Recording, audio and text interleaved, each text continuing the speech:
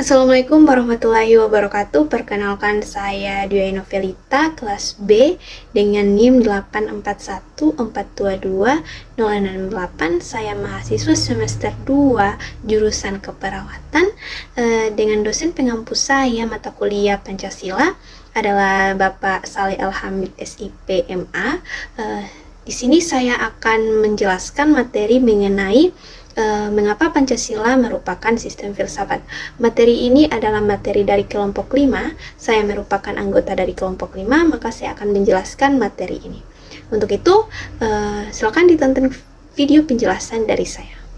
Mengapa Pancasila merupakan sistem filsafat? Nah, sebelum itu kita harus mengetahui dulu apa itu sistem filsafat. Nah, sistem filsafat ini dikemukakan oleh Titus, Smith, dan Nolan.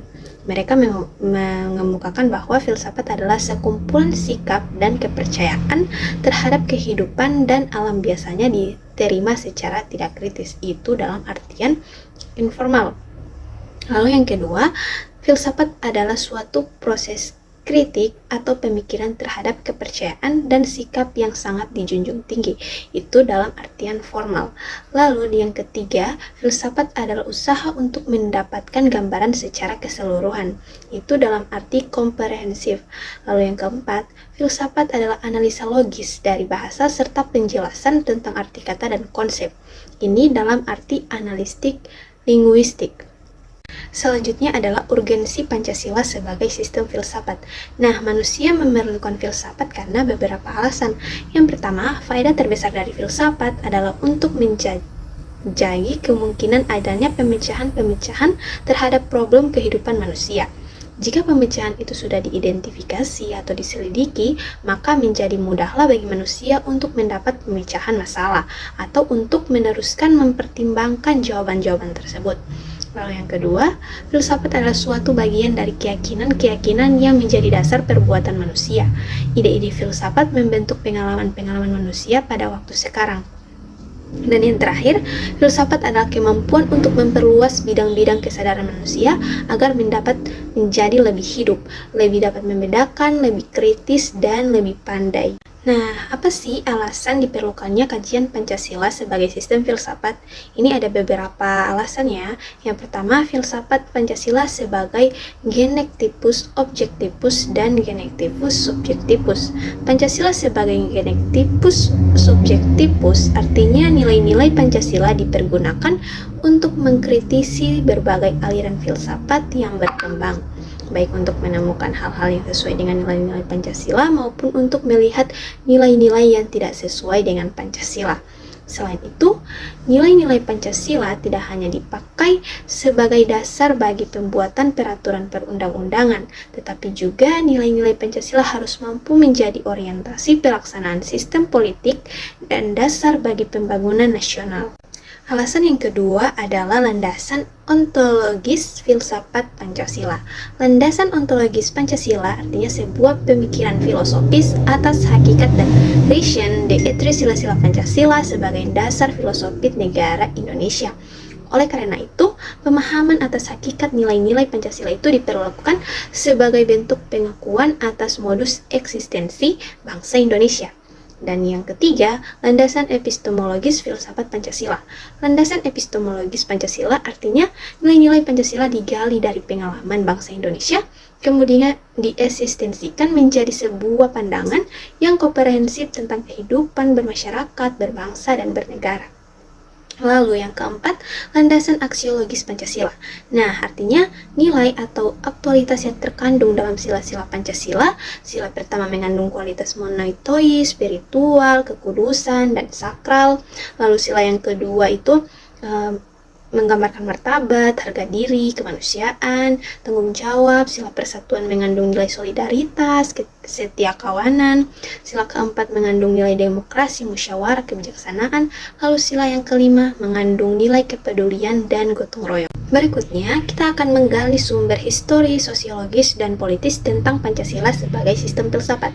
Nah, sumber historis Pancasila sebagai sistem filsafat ini dinilai dari nilai-nilai Pancasila, dari sila ketuhanan Yang Maha Esa sampai pun sila yang kelima. Nah, sila ketuhanan yang Maha Esa ini dibuktikan dengan masih berlangsungnya sistem penyembahan dari berbagai kepercayaan dalam agama-agama yang hidup di Indonesia.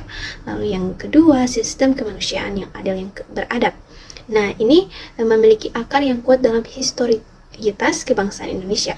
Kemerdekaan Indonesia menghadirkan suatu bangsa yang memiliki wawasan global dan kearifan lokal, memiliki komitmen pada penerbitan dunia berdasarkan kemerdekaan, perdamaian, dan keadilan sosial, serta pada pemulihan hak-hak asasi manusia.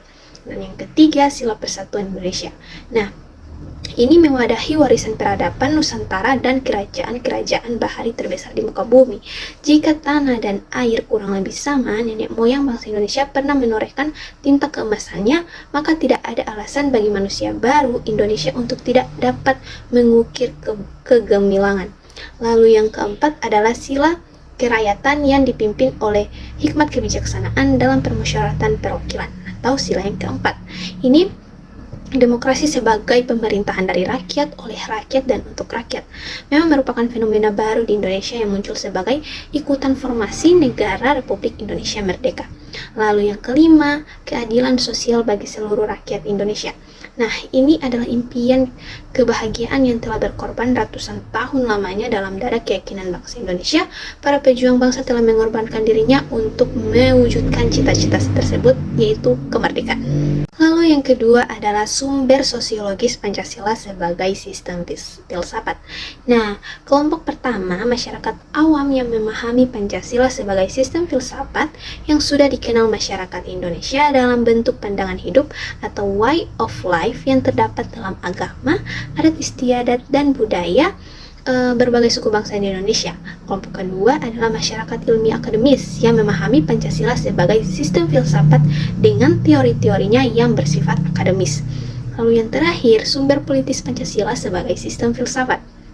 Nah, kelompok pertama ini meliputi wacana politis tentang Pancasila sebagai sistem filsafat pada sidang BPUPKI dan sidang PPKI maupun kuliah umum Soekarno antara tahun 1958 dan 1959 tentang pembahasan sila-sila Pancasila secara filosofis. Oke, selanjutnya adalah membangun argumen tentang dinamika dan tantangan Pancasila sebagai sistem filsafat.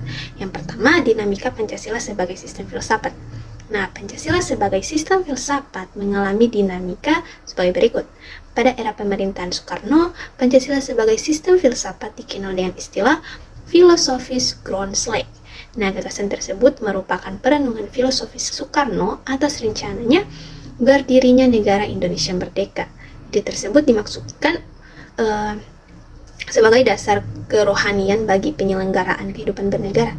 Ide tersebut ternyata mendapat sambutan yang positif dari berbagai kalangan, terutama dalam sidang BPUPKI persisnya pada 1 Juni 1945. Namun, ide tentang filosofis ground slack belum diuraikan secara rinci, lebih merupakan adagium politik untuk menarik perhatian anggota sidang dan bersifat teoritis. Lalu yang kedua, ada tantangan Pancasila sebagai sistem filsafat itu ada dari kalangan kapitalisme dan komunisme.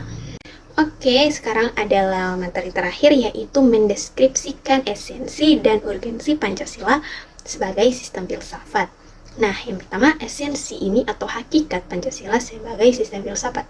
Yang pertama, hakikat sila ketuhanan terletak pada keyakinan bangsa Indonesia bahwa Tuhan sebagai prinsip utama dalam kehidupan semua makhluk. Yang kedua, hakikat sila kemanusiaan adalah manusia monopolaris. Lalu yang ketiga, hakikat sila persatuan terkait dengan semangat kebangsaan. Yang keempat, hakikat sila kerakyatan terletak pada prinsip musyawarah. Musyawarah itu sangat penting bagi kemajuan bangsa Indonesia. Lalu yang kelima, hakikat sila keadilan terwujud dalam 3 aspek, yaitu keadilan distributif, legal, dan komutatif. Lalu, urgensi Pancasila sebagai sistem filsafat. Yang pertama, meletakkan Pancasila sebagai sistem filsafat dapat memulihkan harga diri bangsa Indonesia. Lalu yang kedua, Pancasila sebagai sistem filsafat membangun alam pemikiran yang berakar dari nilai-nilai budaya bangsa Indonesia. Lalu yang ketiga, Pancasila sebagai filsafat dapat menjadi dasar pijakan untuk menghadapi tantangan globalisasi. Lalu yang keempat, Pancasila sebagai sistem filsafat dapat menjadi way of life sekaligus way of thinking bangsa Indonesia. Oke, itu saja materi yang dapat saya jelaskan. Mohon maaf bila ada kekurangan. Assalamualaikum warahmatullahi wabarakatuh.